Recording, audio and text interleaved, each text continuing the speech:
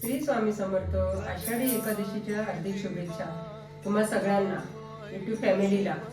आज मी तुम्हाला आषाढी एकादशी निमित्त एक रेसिपी दाखवते उपवासाची. ती तुम्ही घरी बघा करून. क्रिस्पी पोटॅटो ट्रायंगल बनवणार आहे. Crispy potato crispy potato triangle आज आपण ते बनवणार आहे उपवासाचं. अर्धी वाटी साबुदाणे घ्यायचे, 3 बटाटे उकडलेली, मिरची, जिरं, चवीनुसार मीठ, कोथिंबीर.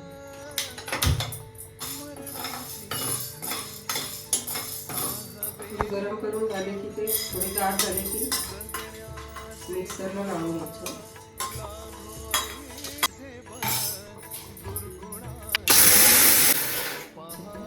त्यानंतर ही बटाटे किसून घ्यायची. बटाटे उकडले की जरा अर्धा तास फ्रीजमध्ये ठेवायची, जरा किसायला पण बरे होते. आता बाउलमध्ये घ्यायची, त्याच्यामध्ये मिरची, जिरं, हे टाकायचं, साबुदाणा, चवीनुसार मीठ. आपल्याला कोथिंबीर टाकायची असेल तर टाकू शकता, नाही टाकली तरी चालेल. मी टाकते कोथिंबीर. तुम्हाला नसेल टाकायची तर साधं सिंपल आहे, छान आहे खायला. उपवासाला आपल्याला साबुदाणे वडे वगैरे कंटाळा येतो खायला, नेहमी खिचडी. हे खाऊन बघा एकदा. पीठ आपलं मळून घ्यायचं हे दह्यासोबत किंवा चटणी आपली खोबऱ्याची. दह्यासोबत ते छान लागतं. नक्की करून बघा. असं घ्यायचं, याच्यावर जरा तेल टाकायचं थोडं, 1 थेंबभर. असं पोलपाटावर मी घेतलं नाही कारण लाकडी आहे ना, त्यासाठी मी घेतलं नाही. स्टीलचं ताट घ्यायचं. जर असला तुमच्याकडे चिनी मातीचा पोलपाट तर तुम्ही त्याच्यावर करू शकता, त्याच्यावर होईल. कारण माझ्याकडे नाही आहे म्हणून मी बघा हे असं करायचं. जास्त पातळ करायचं नाही, मध्यम ठेवायचं, जरा जाडसर, कारण आपल्याला फ्राय करायचं ते. गोल आलं बरोबर, चिरीने कापायचे.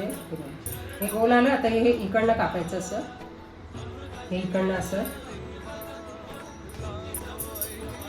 1 नंबर खायला. बाकीची आठवण काढा, उपवासाला 1 नंबर.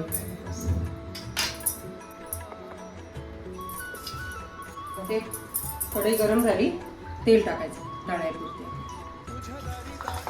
तेल गरम झालेलं आहे बघा. मी तर उपवासाला हेच खाते. मस्त दिसायला पण छान, खायला पण छान. ब्राऊन कलर होईपर्यंत फ्राय करायचे. असं ब्राऊन कलर आला पाहिजे.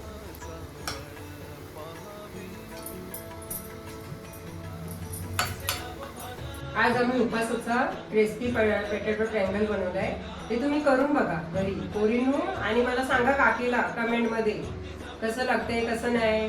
कारण आपल्याला उपवासाचे वडे खायला कंटाळा येतो, साबुदाणे खिचडी करायला. हे मस्त आहे, छान आहे, साधी सिंपल रेसिपी.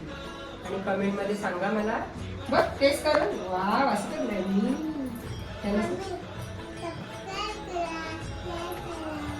सबस्क्राईब करा, शेअर करा, लाईक करा, कमेंट करा. कमेंट पण करा तुम्ही काकीसाठी, बरं वाटतं जरा. आणि नंतर रेसिपी खायला या घरी आमच्या.